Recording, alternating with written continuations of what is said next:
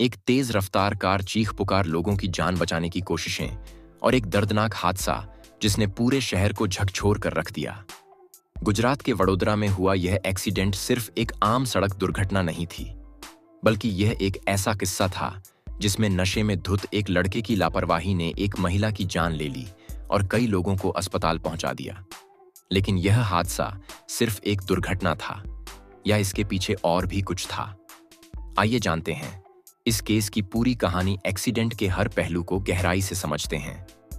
13 मार्च 2025 की रात वडोदरा के करेली बाग इलाके में आम दिनों की तरह शांति थी। लोग अपने घरों में थे। कुछ लोग सड़क किनारे खड़े होकर बातें कर रहे थे, कुछ पान की दुकान पर खड़े थे और कुछ अपने मोबाइल में व्यस्त थे। रात के करीब 11 बज रहे थे और माहौल सामान्य था। लेकिन कुछ ही देर में ऐसा हादसा होने वाला था जिसकी किसी ने कल्पना भी नहीं की थी। अचानक एक काले रंग की फॉक्सवैगन वर्टस कार बहुत तेज रफ्तार से सड़क पर दौड़ती हुई आई। कार इतनी तेज थी कि ऐसा लग रहा था जैसे ड्राइवर ने नियंत्रण खो दिया हो या फिर वह नशे की हालत में हो। सड़क पर खड़े लोगों ने देखा कि कार पहले एक स्कूटर से टकराई, जिससे स्कूटर दूर जा गिरा।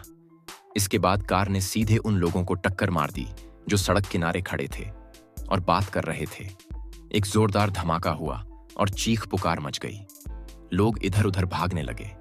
कुछ लोग समझ नहीं पाए कि आखिर हुआ क्या है। कुछ ही पलों में सड़क पर खून ही खून बिखर गया। घायल लोग दर्द से तड़प रहे थे। एक महिला जो सड़क पर खड़ी थी, उसकी मौके पर ही मौत हो गई। उसका नाम हेमाली पटेल था, जो अहमदाबाद से वडोदरा अपने रिश्तेदारों से मिलने आई थीं। लोगों की चीखें पूरे इलाके में गूंजने लगीं। कुछ लोग दौड़कर घायलों की मदद करने लगे, लेकिन कुछ इतने डरे हुए थे कि हिल भी नहीं पा रहे थे। एक आदमी जमीन पर पड़ा तड़प रहा था। उसके सिर से खून बह रहा था। 2 बच्चे भी घायल हो गए थे, जिनकी हालत बेहद गंभीर थी। सड़क पर चारों ओर अफरा तफरी मच गई थी। इतने में कुछ लोगों की नजर कार के अंदर बैठे युवकों पर गई, जो हादसे के बावजूद अजीब तरह से व्यवहार कर रहे थे। कार के ड्राइवर ने जैसे ही दरवाजा खोला, वह लड़खड़ाते हुए बाहर निकला और जोर जोर से चिल्लाने लगा, निकिता, निकिता, ओम नमः शिवाय, ओम नमः शिवाय। उसके चेहरे पर डर और नशे का असर साफ दिख रहा था। बगल की सीट पर बैठा युवक घबराकर बाहर निकला और कहने लगा, मैंने कुछ नहीं किया, मैं गाड़ी नहीं चला रहा था, ये पागल है। लोगों का गुस्सा बढ़ चुका था। कुछ ही सेकंड में भीड़ ने ड्राइवर को घेर लिया और उसे पकड़कर पीटना शुरू कर दिया। लोग चिल्ला रहे थे, तुमने हमारी बहन को मार दिया, तुमने हमारे बच्चों को घायल कर दिया। तभी किसी ने पुलिस को फोन कर दिया। कुछ ही मिनटों में पुलिस घटनास्थल पर पहुंच गई। पुलिस ने मुश्किल से आरोपी को भीड़ से बचाया और हिरासत में लिया। लेकिन दूसरा युवक जो बगल की सीट पर बैठा था, वह भीड़ का फायदा उठाकर भाग निकला। पुलिस ने उसे कुछ ही घंटों में ढूंढ निकाला और गिरफ्तार कर लिया। जब पुलिस ने हादसे की जांच शुरू की तो कई चौंकाने वाली बातें सामने आईं। पुलिस को घटनास्थल से शराब की टूटी हुई बोतल मिली। यह बोतल एक महंगे विदेशी ब्रांड की थी, जो आमतौर पर भारत में नहीं मिलती। पुलिस को संदेह हुआ कि आरोपी नशे में था, इसलिए उन्होंने उसका ब्लड सैंपल लिया और मेडिकल जांच करवाई। जांच में पता चला कि ड्राइवर, जिसका नाम रक्षित चौरसिया था, उसने न केवल शराब पी थी, बल्कि उसने कोकीन और अन्य नशीले पदार्थों का भी सेवन किया था। रक्षित चौरसिया एक अमीर परिवार से ताल्लुक रखता था। उसका दोस्त प्रांशु चौहान, जो हादसे के वक्त उसके साथ कार में बैठा था, उसने गाड़ी नहीं चलाई थी, लेकिन वह भी नशे में था। कार की रजिस्ट्रेशन डियोनन टेक्नोलॉजी प्राइवेट लिमिटेड नाम की एक कंपनी के नाम पर थी, जिसके मालिक प्रशांत बहेटी, विक्रम जैन और जिग्नेश दोषी थे। इस कंपनी से जुड़े लोग पुलिस जांच के दायरे में आ गए। पुलिस ने कार के मालिकों से भी पूछताछ की और पता चला कि यह कार प्रांशु चौहान के पिता की थी। पुलिस ने सीसीटीवी फुटेज और प्रत्यक्षदर्शियों के बयान भी जुटाए, जिससे यह साबित हो गया कि हादसे के वक्त रक्षित चौरसिया ही कार चला रहा था। यह मामला सोशल मीडिया पर तेजी से वायरल होने लगा। लोग गुस्से में थे और आरोपी को कड़ी से कड़ी सजा देने की मांग कर रहे थे। सोशल मीडिया पर कई लोगों ने लिखा कि अमीर लोग हमेशा पैसे के दम पर बच जाते हैं, लेकिन इस बार ऐसा नहीं होना चाहिए। लोग सड़क पर प्रदर्शन करने लगे और न्याय की मांग करने लगे। पुलिस ने तेजी से चार्जशीट दायर की और आरोपी को अदालत में पेश किया। अदालत में आरोपी के वकीलों ने दलील दी कि यह हादसा एक दुर्घटना थी और रक्षित ने जानबूझकर किसी को नहीं मारा। लेकिन सरकारी वकील ने मेडिकल रिपोर्ट और सीसीटीवी फुटेज के आधार पर यह साबित कर दिया कि रक्षित ने नशे की हालत में गाड़ी चलाई थी और उसकी लापरवाही से एक निर्दोष महिला की जान चली गई और कई लोग घायल हुए। अदालत ने सभी सबूतों को ध्यान में रखते हुए रक्षित चौरसिया को गैर इरादतन हत्या का दोषी मानते हुए 10 साल की सजा सुनाई और 5 लाख रुपए का जुर्माना लगाया। अदालत का फैसला आते ही सोशल मीडिया पर लोगों ने राहत की सांस ली। लोगों को लगा कि न्याय हुआ है।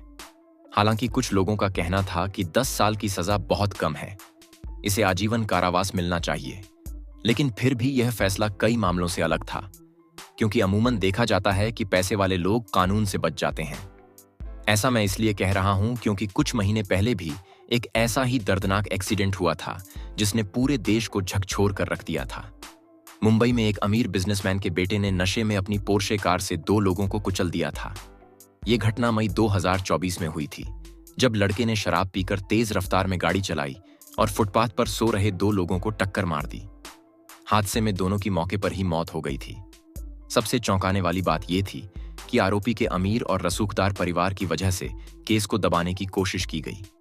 इस घटना के बाद लोगों में गुस्सा भड़क गया, क्योंकि ऐसा पहली बार नहीं हुआ था जब किसी पैसे वाले इंसान के बेटे ने लोगों की जान ली और फिर बच निकला। भारत में नशे की वजह से होने वाले एक्सीडेंट्स हर साल बढ़ते जा रहे हैं। सरकारी रिपोर्ट्स के मुताबिक हर साल करीब 2 लाख सड़क हादसे होते हैं, जिनमें से 75% मामलों में ड्राइवर नशे की हालत में होते हैं। 2021 में आई नेशनल क्राइम रिकॉर्ड ब्यूरो की रिपोर्ट के अनुसार शराब या ड्रग्स के नशे में गाड़ी चलाने की वजह से करीब 3000 लोगों की मौत हुई थी। ये आंकड़े दिखाते हैं कि हमारी सड़कों पर शराब पीकर गाड़ी चलाना कितना बड़ा खतरा बन चुका है। फिर भी लोग सुधरने का नाम नहीं लेते। लेकिन सबसे बड़ी दिक्कत ये है कि ऐसे मामलों में अमीर और ताकतवर लोग आसानी से बच जाते हैं। उनके पास पैसा और पावर दोनों होता है, जिससे वे केस को दबा देते हैं। बड़े बड़े वकील कर लेते हैं या पुलिस और प्रशासन को प्रभावित कर देते हैं। कई बार देखा गया है कि आरोपी को मामूली सजा देकर छोड़ दिया जाता है, या फिर केस इतना लंबा खींचा जाता है कि लोग उसे भूल जाते हैं। ये चीज आम आदमी के लिए बेहद तकलीफदेह है, क्योंकि जब गरीब या मिडिल क्लास इंसान से कोई गलती होती है तो उसे तुरंत सजा मिलती है, लेकिन अमीर और रसूखदार लोग पैसों के दम पर बच निकलते हैं। हालांकि दोस्तों, यह घटना हमें सिखाती है कि नशे में गाड़ी चलाना सिर्फ खुद की जान के लिए नहीं, बल्कि दूसरों की जान के लिए भी खतरनाक होता है। हिमाली पटेल, जो इस हादसे की शिकार हुईं, वह निर्दोष थीं। उन्हें नहीं पता था कि सड़क पर खड़े होना उनकी जिंदगी का आखिरी पल होगा। उनके परिवार के लिए यह कभी ना खत्म होने वाला दर्द बन गया। लेकिन सवाल यह है कि क्या हम इस घटना से सबक लेंगे, या फिर भविष्य में ऐसी घटनाएं दोबारा होती रहेंगी? क्योंकि हमारी सड़कों पर ऐसे हादसे होना बहुत ही दुखद और चिंताजनक है, खासकर जब कोई अमीर और रसूखदार इंसान अपने पैसों और पावर के दम पर कानून से बच निकलता है। ये सिर्फ एक घटना नहीं है, बल्कि हमारी व्यवस्था पर एक बड़ा सवाल है। आखिर कब तक बेगुनाह लोग सड़कों पर अपनी जान गंवाते रहेंगे, और कब तक कानून सिर्फ आम आदमी के लिए ही सख्त रहेगा? इस पर आपकी क्या राय है? क्या आपको लगता है कि ऐसे मामलों में सख्त से सख्त कार्रवाई होनी चाहिए और दोषियों को कड़ी सजा मिलनी चाहिए? हमें कमेंट में जरूर बताएं। अगर आपको यह वीडियो पसंद आया हो तो इसे लाइक जरूर करें, ताकि ज्यादा से ज्यादा लोगों तक यह सच्चाई पहुंचे। अपने दोस्तों और परिवार के साथ शेयर करें, ताकि लोग इस विषय पर जागरूक हो सकें। और अगर आप ऐसी ही और वीडियो देखना चाहते हैं तो हमारे चैनल को सब्सक्राइब करें और बेल आइकन दबाएं, ताकि आपको हमारी हर नई वीडियो की नोटिफिकेशन मिलते हैं।